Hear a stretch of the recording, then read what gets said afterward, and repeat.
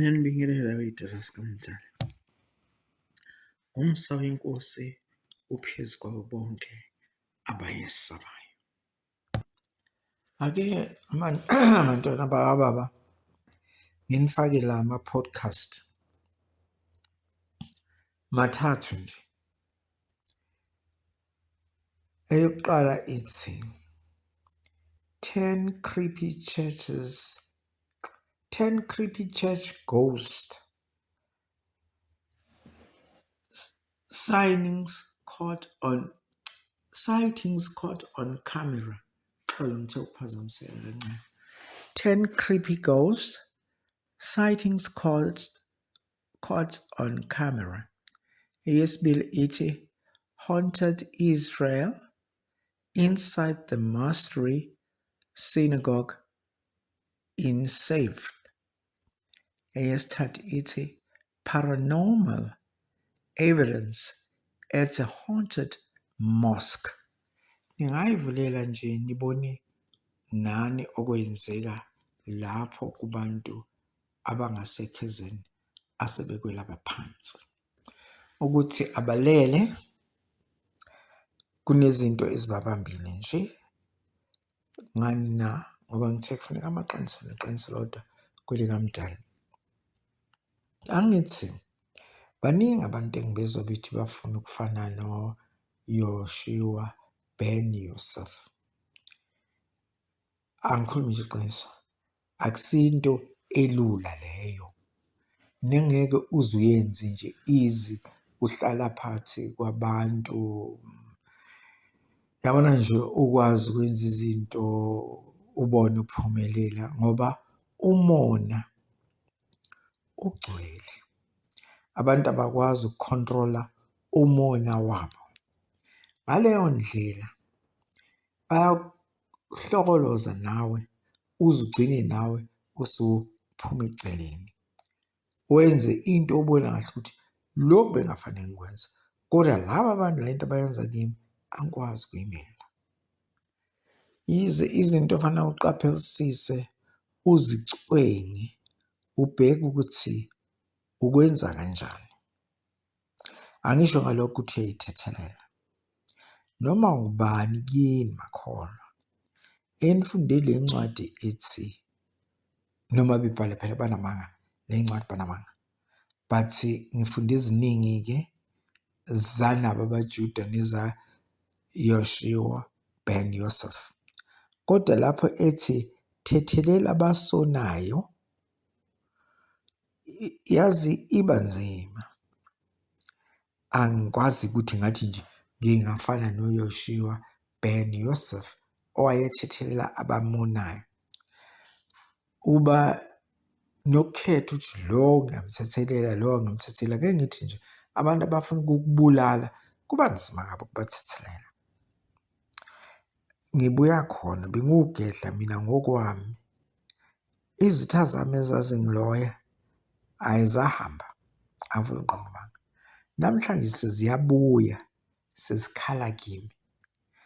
Ngithathile isikhathi sami esingango-10 months nazo ngithi azikhuleke sikhuleke nazo zinxuse umsakaMdali. Kodwa kube nento engibambayo.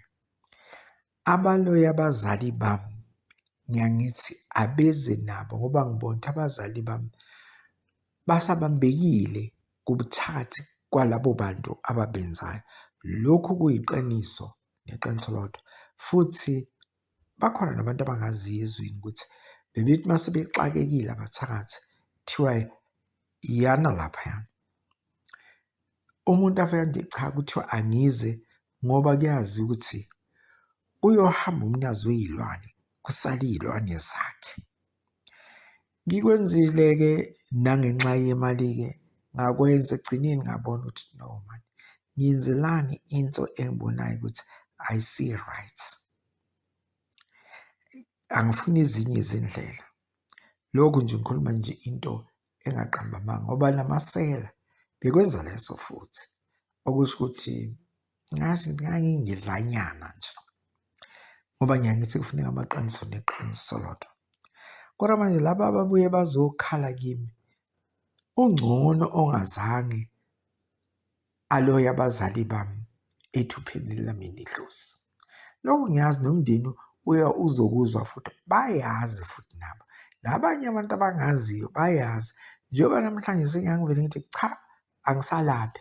Ngibalekela lola zinga lobungedla kade ngilenza ngoba ngabona lobu bungedla ngiyibonile iy'ngedla sezifa nazo y'khala kimi.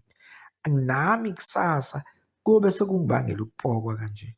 Kwawukuphuma kwami-ke ngayekela impela nje cha, ngilapha abantu ukuthi umuntu uthi manje awungicuphela nakwenza ukuthi nokuthi. Cha, bekumsebenzi wami lowo, angikwazi ukubethela mina kodwa ukucupha futhi ngeke ngifundise umuntu. Ngala ngisho iy'nyanga sezingicela ukuthi zinganginika iy'nkomo eziwu-4 ngibafundise lokho. No, I won't. Ngoba i-misuse izoba nkulu bese ibuya kimi ihithi mina back. Mase bebuya laba bantu bekhala. Angazi why ngaba lula ukuthi abaphansi bakwazi ukubuya beze kimi ngoba ngisho ade beloya mina babuya bakhale kimi futhi. Yabona leyo ndlela yinde futhi yangifundisa likamdala. Namhlanje sengiyangibuke nje nabaloyayo ngithi eyi kodwa yangisukela-ke lona. Bese ngithi angingavusi okudala. La ngizama ukukhuluma amaqiniso ngiluleka kakhulu lawa zozinyanga ey'ncane ey'sajabulela ukuthi bacupha abantu bayafa. Ngoba phela iyona ndlela yasebunyangeni leyo ukuze kuthiwe uyinyanga. Waziwa ngokuthi uma befika abantu bayathakatha ukuthi no, hhayi uzohamba umthakathi. And bahambe ngempela futhi bahambe bekhala besusizini. Heyi, uma usubheke likamdali nomsebenzi wobunyanga ngabona ukuthi kungcono ngihlehle la. Ngisale ngaphi ekufundiseni likamdala. Naye nami uzwe umuntu ovele akhuluma iqiniso alibeke njengoba linjalo. Ngoba baningi abasangibuza ukuthi hhayi manje ngicela ubasuse. Ngithi cha, hamba nemali yakho. Ngoba abantu uma befika bezobonga bejabule ukuthi umthakathi uhambile, kwase kuba nzima nokuthatha imali yabo. Amehlo ami ayegcwala izinyembezi. Ngani na? Ngoba nganxanye elikamthana, nganxanye ubungedla. Ayi, ngabehla-ke nje impela ubungedla ngoba ngibona ukuthi akuhambelani nokukamdala.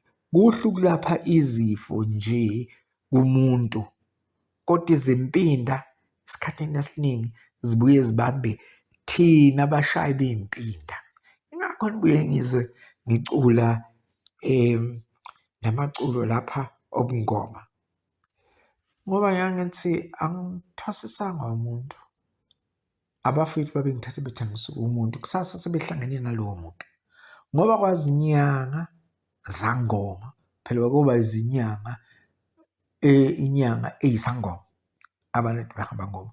Nazo zingene osizini ngoba lapho kwase kufanele ukuthi mina ngiphendulelwe amadlozi. Yingakho bathi babona mase behlulekile base bezama ukuthi manje angibulawe ngezandla. Heyi, kuningi abantu ababa kodwa-ke ngiluleka ukuthi noma ucupha woqaphela ukuthi ucupha kwakho kungakanani. Ngagcina ngathi nje angisafuni kwaleyo mali ngoba kusasa mina ngizoba senkingeni ngalesi senzo. Kanti mina lo ngimukela iy'mali zabantu ngijabula. Kulungile kwabantu ababo.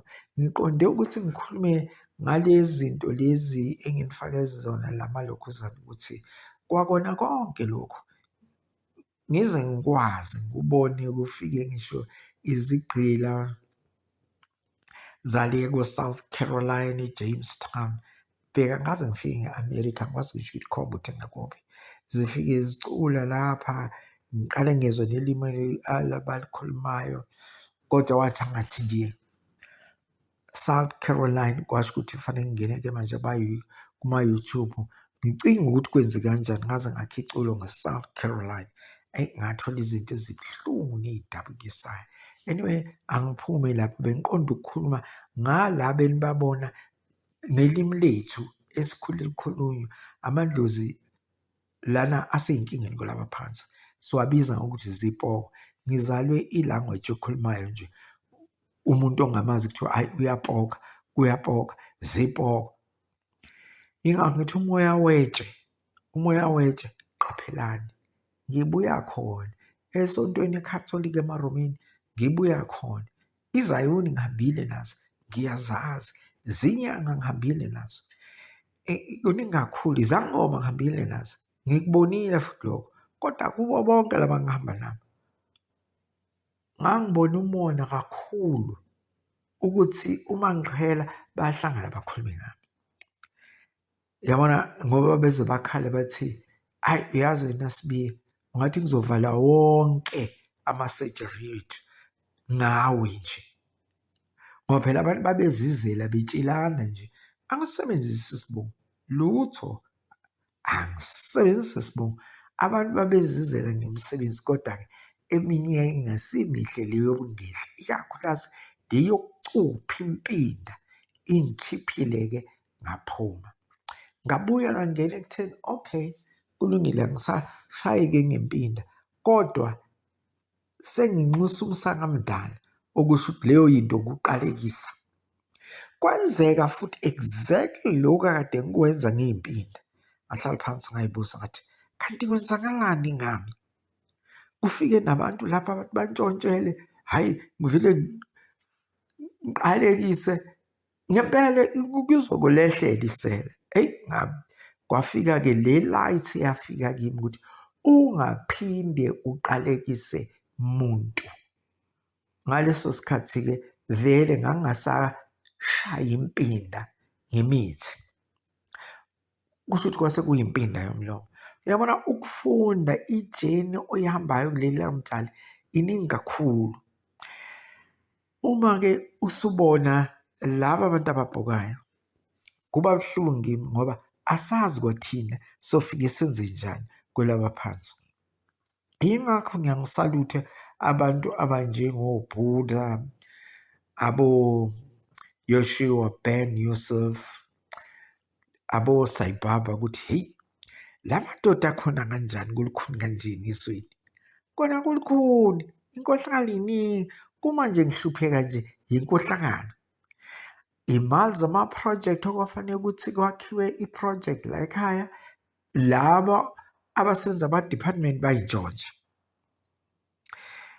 Wafika omunye angazetshela ubani, wazoxolisa ukuthi ungangicebile gogogo. Ngathi yabona lona khona abamtshelile or khona akuzwayo. Then masefika umuntu waxolisa, kwasho ukuthi safanele ngibaxolele bonke. Ngibaxolele kodwa imali yami ngiyayifuna. Akusho ukuthi ngibaxolele ukuthi angizukhuleka ngendaba yabo, angiyibikeli bogogo, uyabona, angindluliseli kumuntu omemezayo, sengiyikhulumela mina ngomlomo. Hayi bo, lethani phela ukuthi nokuthi oningazange nikulethe la according to the specification. Hayi, bangixhumela nje basho naleni naleni. Eyi, ngibona ukuthi eyi kunzima, kodwa angikwazi ukuphindela kuleziya mpande ngoba akubi kuhle, akubi mnandi. Ngiyalikhuluma iqiniso, ba-rich namhlanje. Ngiyahlupheka mina. Angazi indaba kwelikamdali ufanele uyibekezelele inhlupheko. Ungathi, hhayi, mina angeke abantu bangenze kanje ngoba mina ngosibanibani ngizobenza ukuthi nokuthi. Angazi lesifunde ngisikhipha manje ukuthi siyezwakala noma sizwakali yini. Yingakho uma sengiyedwa ngithi, kanti yikho uBuddha wayempofu, kanti yikho uYoshua Ben Yusuf wayempofu, yikho uGokama wayempofu, ngoba manje bonke nomkhulu Thomas babempofu. Manje ngiyakuthi eyi, yazi, angiyikhulumi nje ngoba phela ngiyangithi kufuneka iqiniso neqiniso lodwa kwelikamdala. Ney'mfundiso ngiy'fundisile amaqiniso neqiniso lodwa. Ngifundisa nangami qobo lwami. Ngiyathemba abanye manje bazobona sengisho emndenini ukuthi siyamazi vele, lo siyamazi, ube nje. Kodwa-ke angisenjalo, angisashaya impinda njengengedla, angisaqalekisani, sengiyathula nje, ngikhethe ukuba unkomidla yodwa. Ngoba manje noma uhamba imisebenzi yemindeni ufike ubone ukuthi uyabona lapha kuyaganga, sekugangwa ngedluzi la. Bese uyabona, no, angingenzi lutho, angiqhele. Yebo, khona lelo phuphu, lelo laka luke lifike.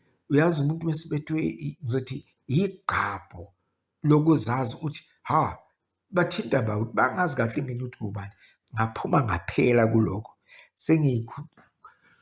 Ngixosela nje umusa enkosini yami, njengoba ungizwa ngithi ngiyakuthandaza, ngicela uze ungangilahli nalapho sengiwela baphansi, nkosi yami, ngoba ngiyazi khona abaphansi abasakhala namanje engazange baxolele, okusho ukuthi ngashaya impinda bashone. Lokho kuyiqiniso, angikufihli.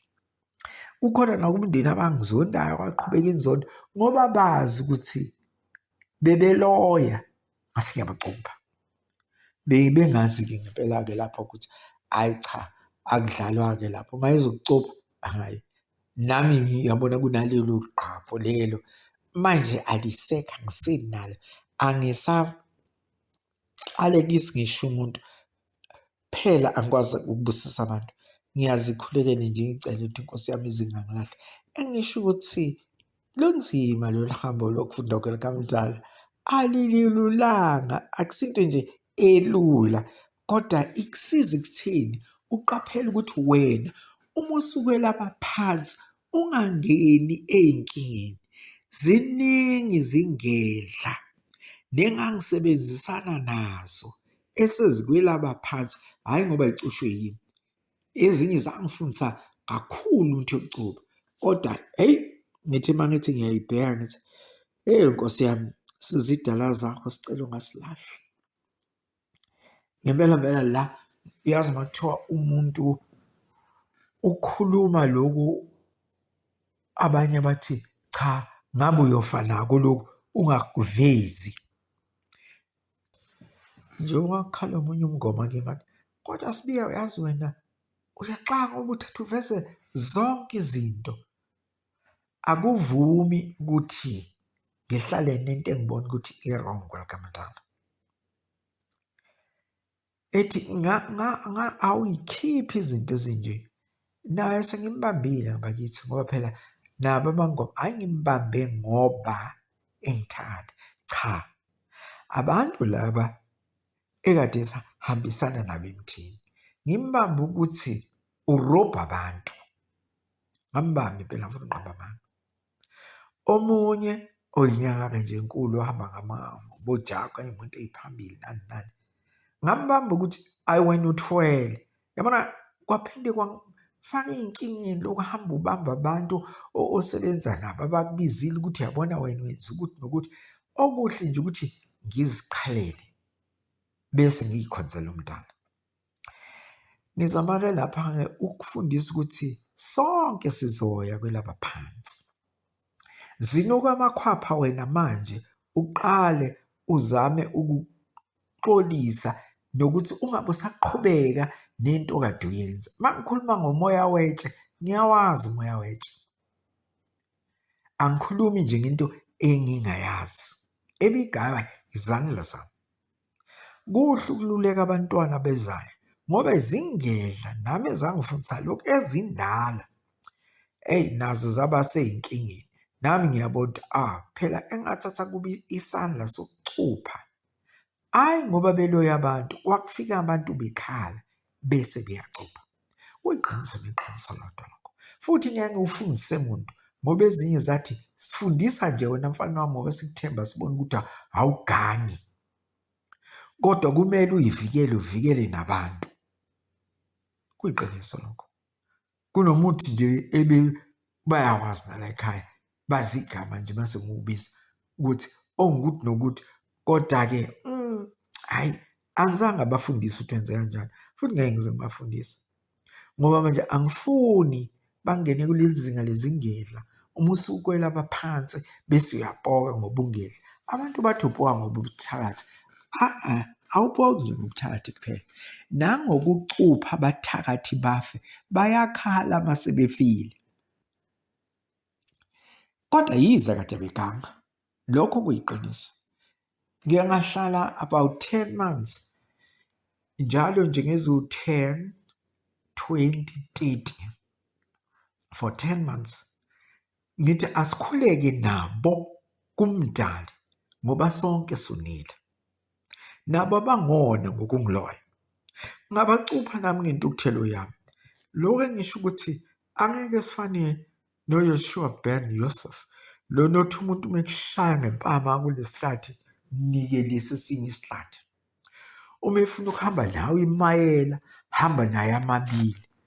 Uma emuka ibhantshi lakho mnike nejazi.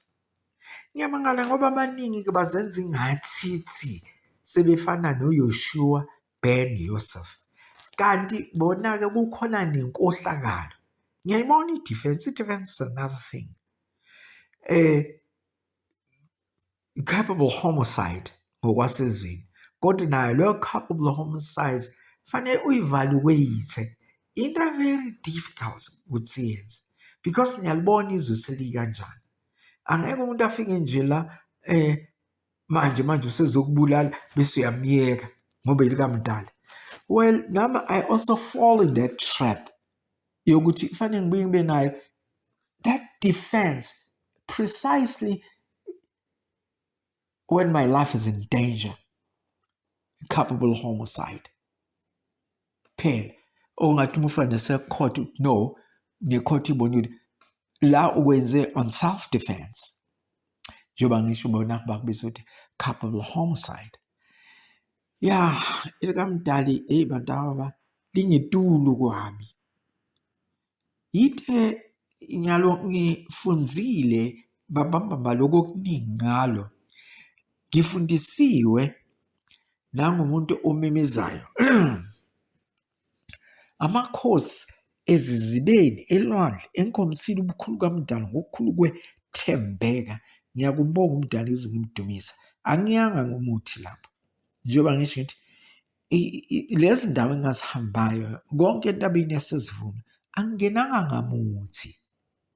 Kodwa konke lokho kwenza ukuthi amadlozi abe lula akhulume nami.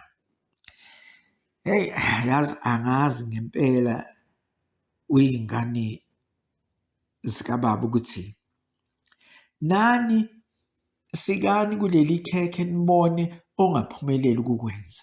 Kuwo lo nyaka lo bekunabantu bengicela ukuthi hayi manje usibani baba uSibiya siyakwazi uyacupha awumcuphe afi ngibatshele bazokuzwa nabo lokho. Ngale impela ngithi cha angisakwenzi-ke lokho futhi ngeke ngizikwenza ngoba kunendaba nemali yakho.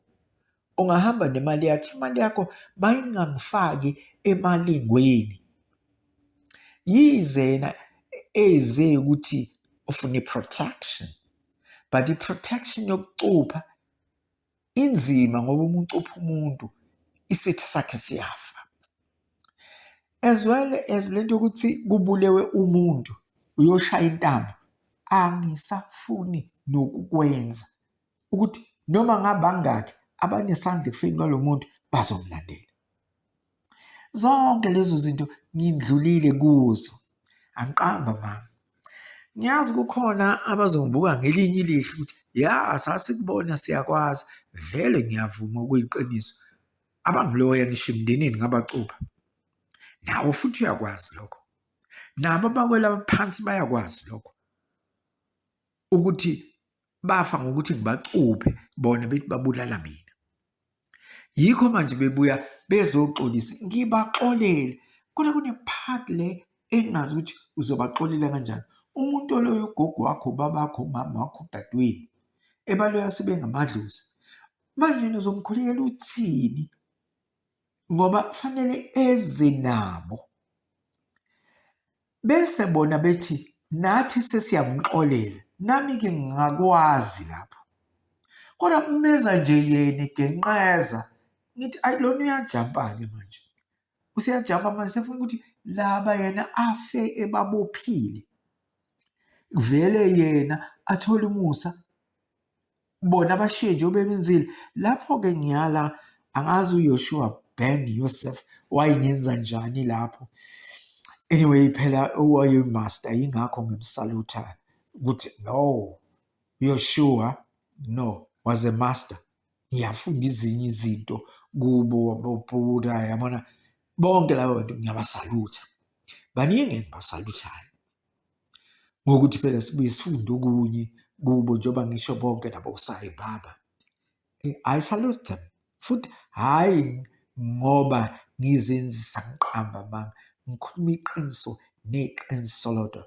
Angifani nekholo eliba namanga lithi lingakwazi ukuthethelela abaphilayo, selingabathethelela kanjani abaphansi? Alikwazi. Uqala ngokuthethelela bona lapha ezweni. Ngihambile ngaze ngaya kwezinye iy'nkonzo ngamabomu, ngangenzela ukuthi kube khona uxolo ngoba lezo nkonzo nazo zaganga, kakhulukazi ngogogo wami, zifuna isithunywa sakhe. Ngafika ngabona usizi olumangazayo. Hhayi, ngababona ngaxoxa nabo ukuthi asibuyisane, noma ngathi ngiyangena kwenye ngezwa ukuthi cha la kunesimoya esibi kabi kabi, kwaze kwakhosta ukuthi ngibize abogogo. Ngathi bogogo, yinini nithangise kulaba bantu? Ngiyile ngokwempela ngokweqiniso. Angazi mhlambe ngagodla nje amagama ley'nkonzo kodwa azimbili ley'nkonzo ezeZayoni. Hhayi bo, zaganga emzini wakaSmith. Lena enye-ke eyenziwa u-anti noGeja, yo kwakusizo oludabukisayo. Kanti nayo lena enye abaya kuyo beqala befuna ukuloya ugogo, yes, nisho ichibi leli abafaka kula bantu. Ngafika nje sekuyinto nje omntanta, amathini kungcolile, amaphepha, ngathi ezweni singabulalana siqedane, sifike kwelaba phansi sipoke. Ake ngiqonde kade ngisho, niyabona yini ukuthi wonke lama-Abrahamic religions, even kuma-Hinduism, sithenjisa isiZulu nesihoko, anibabheke bapoka right ey'ndlini zamasonto, bapoka right emathempelini, bapoka right kuma-mosque. Lokhu kuveza obala i-reality yokuthi banamanga ngomdali nabaphansi. Nami ngazokuncane 1/10 million. Ngizama lapho ukudalula amaqiniso neqiniso lodwa ngelikamzali. Njengoba ngisho ukuthi ngiyile kule y'nkonzo, hhayi ngilibonile usizi, kodwa yibona abasukela baya eplazini lasekhaya eRutland bayoloya ithuna likagogo wami uNomali uBhelile okaSayiwani. Ngizothini bantwana bami? Bayibangela usizi. Anyway, kwabanezindlebe bayangizwa. Nabo bonke laba bahamba bayoganga laphayana ekamu likaJehova, ngoba ugogo wayekubiza kanjalo ethi ekamu likaJehova. Hhayi wey'tela zikamdali, ngigonyulukile-ke umsa wenkosi uphezu kwabayesabayo. Sekuyoba kumuntu ukuzikhethela ukuthi uqhubeka nobuyena, athi uyabona mina angithintwa, noma uthi mina ngiyakumesaba umdali. Kukumuntu uyikhethela, angifosi muntu futhi angibhekisithi umuntu. Ngikhuluma nje into eyiyo. Angisenandaba ney'mali ukuthi manje ngabe sengiyinyanga enkulu, ngabe ngakho isonto. Angifune mali yokucupha. Angisoze futhi ngalakha isonto ngoba lento ishumpuka phezu kwethuna. Bapoka phakathi emasontweni, abaholi bamasonto. Bangimangaza abantu namanje basakwenza. Ufuna ibhokisi lakhe liyophumela esontweni. Nana-ke nithathe amakhamera, ayathenga abantwana baba. Ke niwafake nje kulamasonto wenu, ngibona ukuthi nizobona zigazini ngala bantu enibakhiphile emasontweni. Anyway, akube kumuntu ukuzikhethela.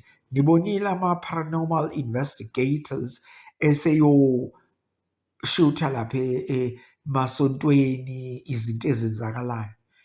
Angithi kuwe ungathi ibhokisi lakho lingaphumeli esontweni. Ngithi be aware ukuthi kwenzakalani. Lezi mfundiso lezi zincwadi okuthiwa nofanelale fika usuku lamacilongo uJehova ashaye ibhophobo bese niyezulwini ukuthi ingamanga angakanani. Mina ngokwami ngishilo ngathi ngamanga. I-technology, amakhamera nama-tape recorder ayaprove ukuthi ngamanga lawo wemntana. Kodwa-ke ukuzikhethela. Sonke sizidala zikaMdali. Nabaphansi bazidala zikaMdali. Sonke sonile. Ongakaze wabona umuntu, nongakaze wakhuluma nomuntu. Kule ndaba labaphansi. UMdali ongaziwa ngumuntu. Okunguyena ongcwele kuphela nothembekile kuzo zonke izidala zakhe ezikuleli nezikwelaba phansi. Ngiyabonga webantwana baba. Ake ngithi ukushaya nanti leli hubo usizi lomilotshwa. Hayi lumilotshwa la lumilotshwa futhi nakwelaba phansi. Anyway, kwabalambisa abantu besebenza bantshontsha imali uhulumeni ukuthi okufanele ukuthi abantu baphume usizini ngazo. Lawo sengokwabo. Angazi abantshontshela abantu abakhubazekile. Nabo bangayikhulekela babone ukuthi kwenzakalani. Ukuthi abantu beqhuma izibhedlela kunzima begula. Wena ubuntshontsha imali yamaphilisi. Wena kungaphezu kwami abantu ababa. ElikaMdali lidze kakhulu futhi lingetulu kwey'nwele zami lezi la ekhanda lami. Yebo ngifundile lokho okuncanyana. Kodwa kuhle ukukhuluma nge-reality kunokuthi siqambe amanga. Angimthuki mangithi ngoba lento ifana ne-indulgence. Nifike nithi umnikelo kaJehova. Lelo gama nje umnikelo kaNkulunkulu. At the same time bese niyaswapha kujike lo mnikelo kaNkulunkulu udliwe yini. Like nikanga ngalo le gama. Yikho ngasalifunda igama ethi uNkulunkulu. Ngoba phela kuba umnikelo kaNkulunkulu. Kodwa ophetha kini i-language even uthandaza ulimi othandaza ngalo alube straight. Usho nje cha ube umnikelo nje wala esontweni ukuthi umfundisi adle nokuthi sithenge into zesonto. Kodwa lokhu uthi ungokaNkulunkulu ingakho le gama uNkulunkulu ngasalifunda ngoba linobuqili phakathi. Ngempela nje i-corruption undertone. Anyway, aqhubeke kakhulu. Yabo abantu ababa angishaya iculo.